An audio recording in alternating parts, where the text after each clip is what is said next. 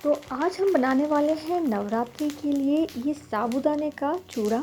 क्योंकि व्रत में हम साबूदाना खा सकते हैं, इसलिए मैं आज आपके लिए लेकर आई हूँ ये साबूदाने का व्रत का चूड़ा। तो चलिए देखते हैं किस तरह से ये साबूदाने का व्रत का चूड़ा बनाया जाता है। तो ये है नॉर्मल साबूदाना, इससे साबूदाना चिवड़ा नहीं बनता है। तो साबूदाना का जो चूड़ा मिलता है मार्केट में उपवास के लिए, तो वो किससे बनता है? तो वो इससे बनता है। इसे कहते हैं नायलॉन साबूदाना।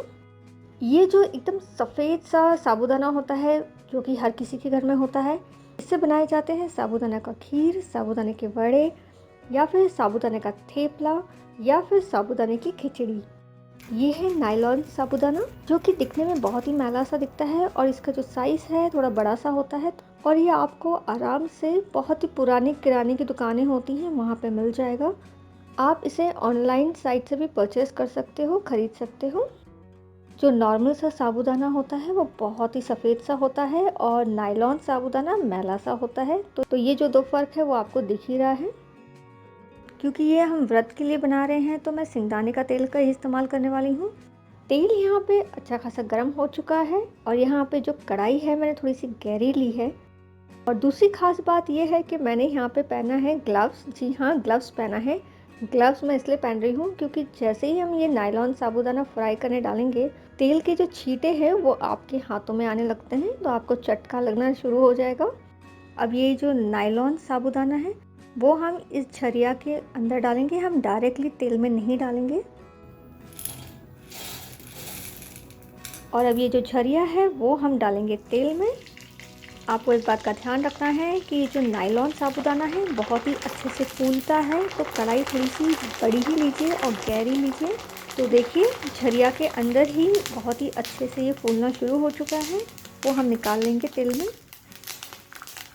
और आँच को यहाँ पे अब मैं मध्यम और तेज़ के बीच में ही रखने वाली हूँ। और झरिया से हमें ये जो नायलॉन साबूदाना है इसे हमें चलाते रहना है।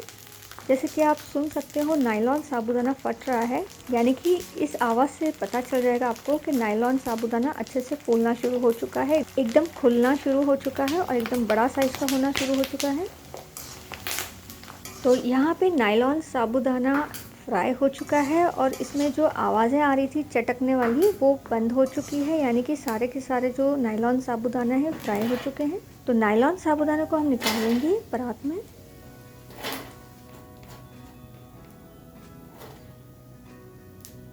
तो यहाँ पे मैंने थोड़े से लिए हैं लच्छेदार सूखे आलू, जो कि किराने की दुकानों में मिल जाते हैं, और किराने की दुकानों में नहीं मिलते हैं तो ऑनलाइन तो बहुत ही सभी चीज़ें अवेलेबल होने लगी हैं।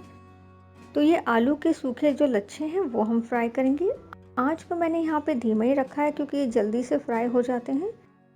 तो अब ये जो सूखे लच्छेदार आलू हैं वो हम झरिया में डाल देंगे और हमें यहाँ पे इसे फ्राई करना है। तो कुछ सेकंड के लिए मैं यहाँ पे इसे झरिया में ही रखूँगी।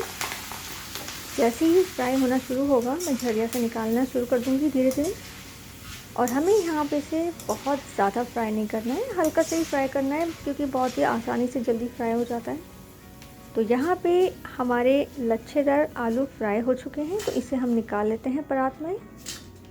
मैंने यहाँ पे 1 कप कच्चे सिंगदाने लिए हैं, तो झरिया में हम डाल देंगे ये कच्चे सिंगदाने। और हमें यहाँ पे सिंगदाने को ब्राउन होने तक फ्राई करना है। तो हमारे यहाँ पे जो सिंगदाने हैं बहुत ही बढ़िया तरीके से ब्राउन हो चुके हैं, तो इसका जो एक्स्ट्रा तेल है वो हमें थोड़ा सा निकाल देना है। तो बढ़िया सा ये गर्मा गर्म सिंगदाना भी तैयार हो चुका है। अब हम फ्राई करने वाले हैं काजू। तो काजू को मैंने 2 हिस्सों में काट लिया है, इस तरह से लंबे लंबे जो हिस्से होते हैं वैसे कर दिए हैं 2 हिस्सों में। तो इसे भी हम झरिया में डाल देंगे और हमें यहाँ पे काजू को ब्राउन होने तक फ्राई करना है। तो बहुत ही आसानी से ये साबूदाना का जो चिवड़ा होता है हम तैयार कर सकते हैं। तो काजू भी एकदम ब्राउन से हो चुके हैं, तो इसे हम निकाल लेते हैं परात में। तो यहाँ पे मैंने सभी चीज़ों को फ्राई कर लिया है, तो ये अभी सभी चीज़ों को हम ठंडा होने रख देंगे। यहाँ पे जो आलू के लच्छे हैं बहुत ही ज़्यादा कुरकुरे से हैं और सभी चीज़ें पूरी तरह से ठंडी हो चुकी हैं। मैंने यहाँ पे शक्कर का पाउडर पीस लिया है यहाँ पे हम शक्कर का पाउडर सारा का सारा इस्तेमाल नहीं करने वाले हैं। आप अपने टेस्ट के हिसाब से ही शक्कर का पाउडर डालिए। तो मैं यहाँ पे अपने टेस्ट के हिसाब से ही शक्कर का पाउडर डालूंगी, बहुत ज़्यादा नहीं डालूंगी।